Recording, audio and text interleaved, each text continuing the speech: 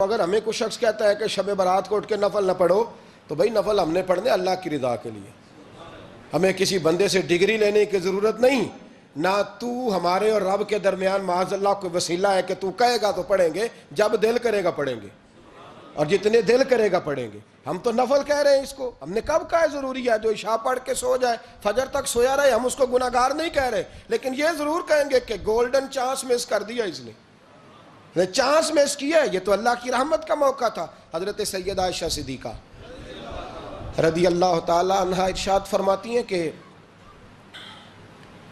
شعبان کی 15ویں رات تھی، یعنی شب برات کی رات، فرماتی ہیں شعبان کی 15ویں رات تھی، میں نے اچانک نظر ڈالی تو حضور میرے بستر میں تھے، پھر میری نظر پڑی تو حضور نہیں تھے، میرے دل میں گمان آیا، خیال آیا کہ شاید کسی اور زوجہ کی طرف حضور کا میلان تباہ ہو گیا ہو، وہاں تشریف لے گئے ہوں۔ فرماتی میں اٹھی باہر گئی تو نبی کریم علیہ السلام جنت البقیع میں تھے، قریب ایک جگہ پہ حضور دعائیں مانگ رہے تھے۔ فرماتے میں گیا تو حضور فرمانے لگے ابو بکر کی بیٹی تو نے کیا گمان کیا کہ اللہ کا رسول تیری حق تلفی کرے گا؟ عرض کی حضور آپ مالک ہیں، کہیں اور جانا چاہیں تو میری طرف سے پابندی نہیں۔ کہتی ہے وہاں کھڑے کھڑے میرے رسول کریم نے بیان فرمایا، یہ ترمذی کے لفظ ہیں، حضور نے فرمایا عائشہ یہ شعبان کی 15ویں رات ہے، مدینے میں سب سے زیادہ بکریاں بنو کلب کا قبیلہ پالتا تھا، فرمایا آج کی رات بنو کلب کے قبیلے کی بکریوں کی تعداد کے مطابق اللہ میری امت کے لوگوں کی بخشی فرما دے گا۔ یہ وہ رات ہے۔ جناب عائشہ صدیقہ رضی اللہ تعالیٰ عنہ نے بات رات کو سنی تنہائی میں نبی پاک سے، رات کو تنہائی میں حضور سے سنی، سویرے جناب عائشہ نے کل امت کو بتائی۔ اگر یہ بات اہمیت والی نہ ہوتی تو بی بی صاحبہ آگے روایت کرتی، یہ کتابوں میں آتی، یہ لوگوں کو بتاتی۔ حضرت عائشہ نے روایت کیا اور مولا علی شیر خدا نے تو کھل کے کہا، ابن ماجہ میں حضرت علی سے پیار کرنے والوں کے لیے الگ عنوان، مولا علی نے کھل کے فرمایا شعبان کی 15ویں رات کو رات عبادت کرنا اور سویرے روزہ رکھنا۔ حضرت علی کے لفظ بائی نہیں سیاستہ میں، رات کو عبادت کرنا، دن کو روزہ رکھنا۔ ویسے تو رب کریم ہر روز تہجد کے وقت پہلے آسمان پر نزول اجلال فرماتا ہے اور لوگوں کو فرماتا ہے کوئی بخشش مانگنے والا؟ اور فرمایا ہر روز تہجد کے وقت یہ اعلان ہوتا ہے، پر شب برات کو نا شروع رات سے یہ اعلان شروع ہو جاتا ہے۔ ادھر دیکھو میری طرف، مغرب سے اعلان شروع ہو جائے گا۔ اللہ کرے آپ کو سمجھ آئے، اللہ کرے آپ کو، اور بھائی یہاں باہر لوٹ سیل لگ جائے، یہاں ابھی سیل لگ جائے، 5000 والا جوڑا 1500 میں تو رش ختم ہوگا؟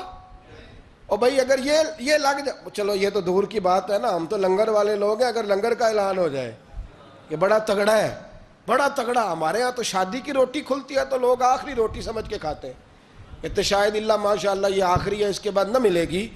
جب اعلان ہوتا ہے اور دعوت ہوتی ہے کہ کھلا ہے جی کھاؤ، کیا حشر ہوتا ہے، کیا انداز ہے۔ مولا علی شیر خدا حدیث روایت کرتے ہیں، رنگ کیا ہے؟ فرمایا باقی راتوں میں نا تھوڑا سا پیکج ہوتا ہے، تھوڑا سا، آخری حصے میں رات کے شب برات کو نا رات چڑھتے ہی اللہ پہلے آسمان پر جو اس کی شان کے لائق ہے نزول جلال فرماتا ہے، اور پہلا جملہ یہ فرماتا ہے کوئی معافی مانگنے والا؟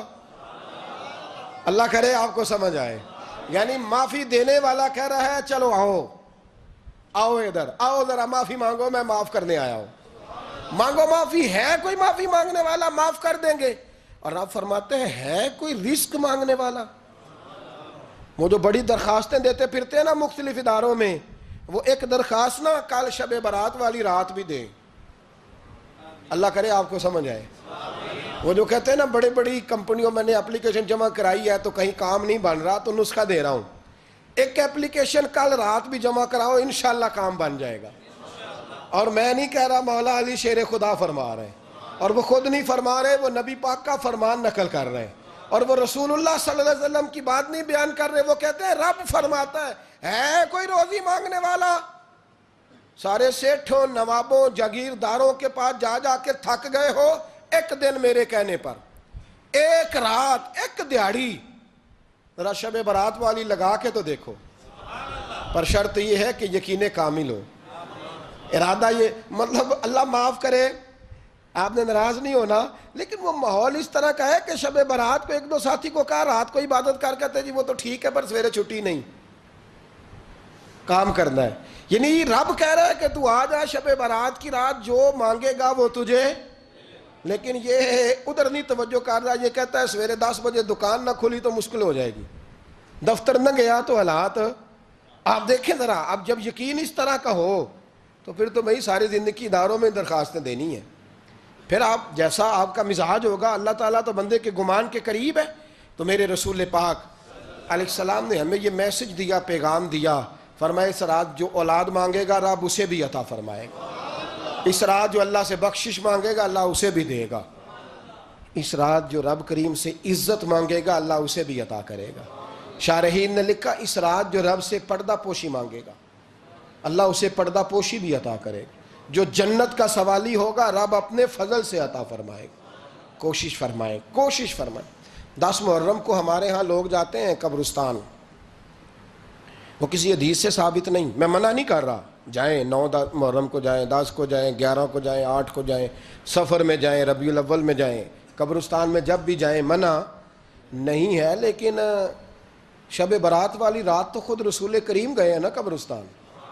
اب جو بات میں نے سمجھانی ہے اس کو سمجھیں. نبی پاک کی والدہ کا مزار نہیں ہے وہاں جنت البقیع میں. حضور کے کو بھائی بہن، حضور کیا کرنے گئے؟ امت کی بخشش کے لیے گئے.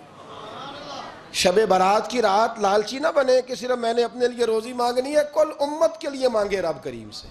مانگے اپنے بھائی کے لیے، مانگے اپنی بہن کے لیے، مانگے اپنے بیٹے کے لیے، مانگے اپنی بیٹی کے لیے، مانگے اللہ کریم سے. یہ مانگنے کی رات ہے. پچھلی راتی رحمت رب دی کرے بلند آوازہ، بخشش منگن واریاں کارن کھلا جے دروازہ. آئیں اللہ کی بارگاہ میں اس رات کو کھل کے دعا مانگیں. قبرستانوں میں نا کچھ قبریں ایسی ہیں کہ جو بتاتی ہیں کہ سالوں بیت گئے ہیں کوئی آیا نہیں. کچھ قبریں بتاتی ہیں. اور کچھ بڑے قبرستان بڑے شہروں میں ایسے بھی ہیں کہ جن کا گورکن کہتا ہے کہ مجھے کمیٹی نے کہہ دیا ہے جہاں 4-5 سال کوئی نہ آئے وہاں نئی قبر بنا دیا کرو. وہاں نئی قبر بن جاتی ہے معاذ اللہ. او بھائی کچھ ہیں ایسے، کچھ ہیں. یہ جائیں نا اکبر بادشاہ یہاں لیٹا ہے لاہور میں، تو شعر لکھا ہوا ہے بر مزارے ماں غریباں نے گلے پروانہ سوزز نے صدائے بلبلے. فارسی کا مقولہ لکھا ہے اس کی قبر پہ، کہتا ہے میں وہ غریب ہوں. اعلیٰ بادشاہ ہے مقبرے میں لیٹا ہے، کہتا ہے میں وہ غریب ہوں کہ نہ یہاں کوئی پروانہ آتا ہے نہ بلبل آ کے گیت گاتی. کوئی آتا ہی نہیں، کوئی فاتحہ نہیں پڑھتا، کوئی فاتحہ نہیں پڑھتا. او بھائی کئی قبریں ایسی ہیں جن پہ سالوں بیت گئے کوئی لوٹا نہیں.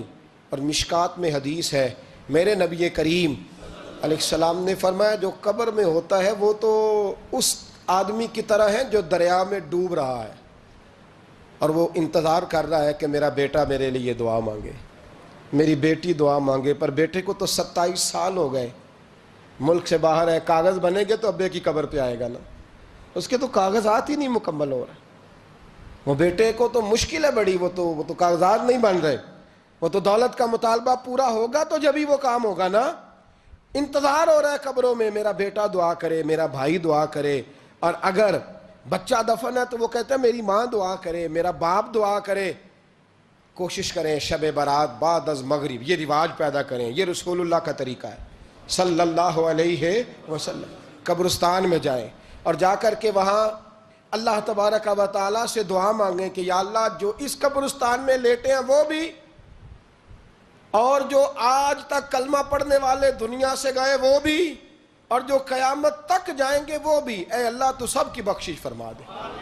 اللہ کی رحمت کو محدود نہ کریں کہ صرف مجھے بخش دے، اسے کہیں یا اللہ کل کی بخشش فرما. ساری امت کے لیے دعا کریں. شب برات کی رات نفل پڑھیں.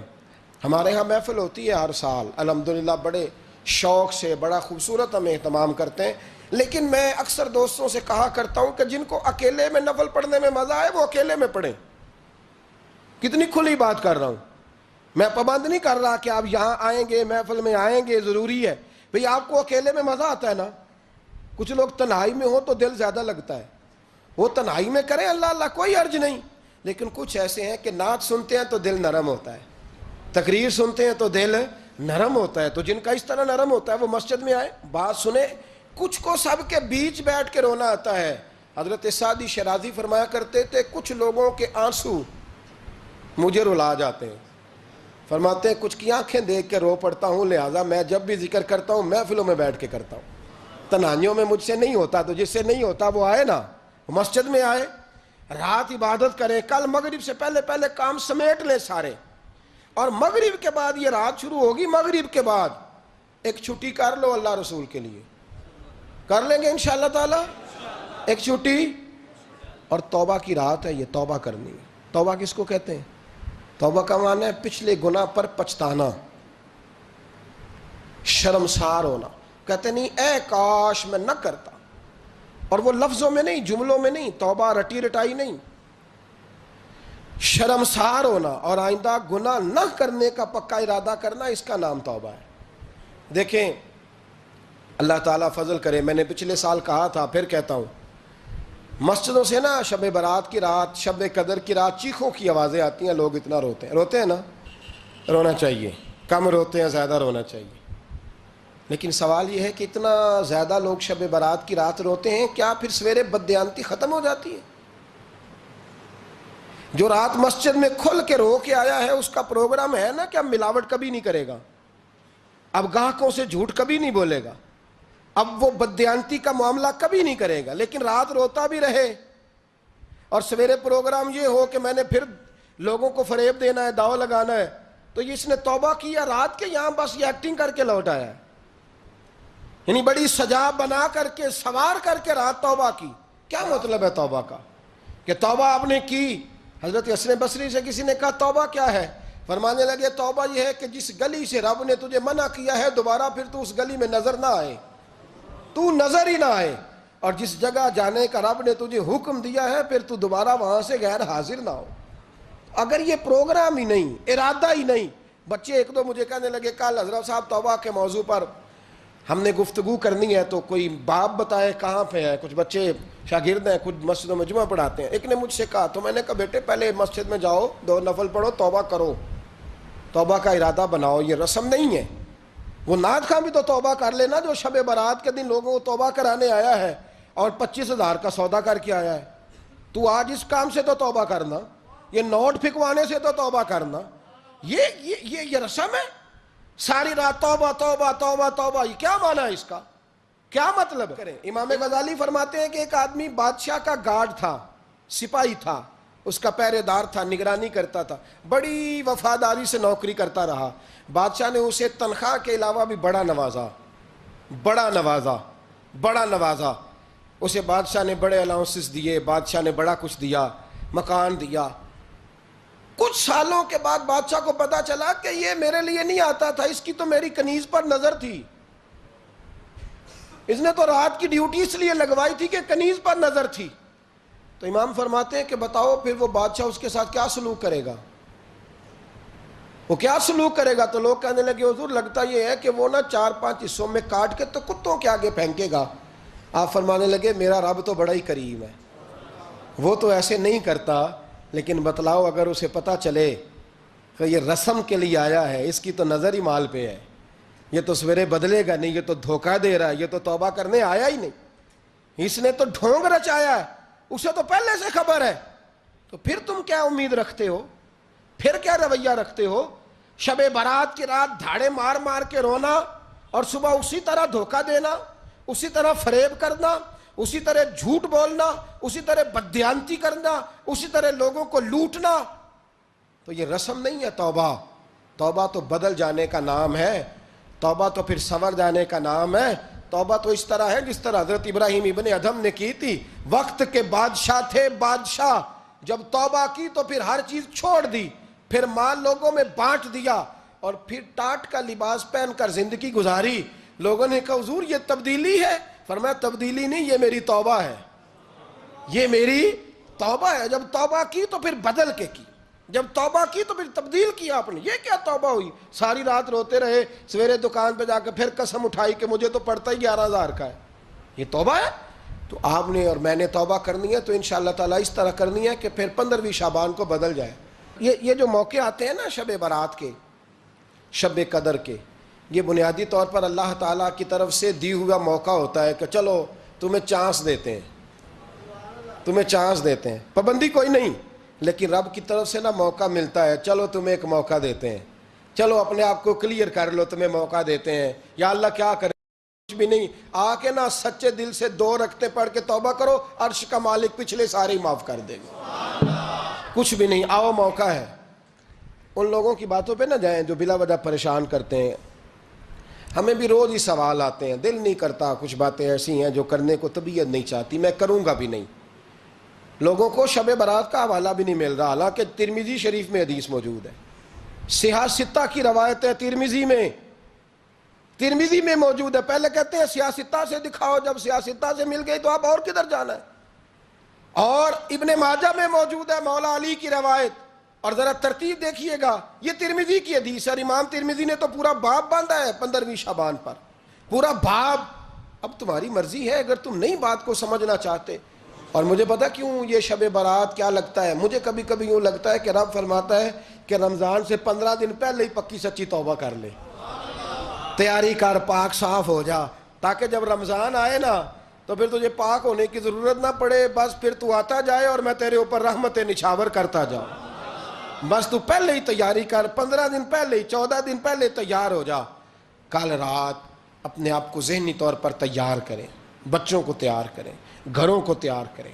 اب جب مہمان آتے ہیں نا بڑا کچھ کرتے ہیں، شب برات آئے تو مصلے ایک دفعہ دھویا کریں، ایک دفعہ مصلے دھویا کریں۔ فرش دھوتے ہیں نا، مہمانوں نے آنا ہے تو ایک کمرے کا فرش دھو کے صاف کریں کہ خواتین نے یہاں ساری رات نماز پڑھنی، یہ ارادے بنائیں۔ جس طرح آپ کہتے ہیں نا رات کو سفر کرنا ہے تو دوپہر میں تھوڑا آرام نہ کر لوں تو کل دوپہر میں آرام کر لیں، تاکہ رات کو رب رب کرنا آسان ہو جائے، اللہ کی بارگاہ میں بیٹھنا آسان ہو جائے۔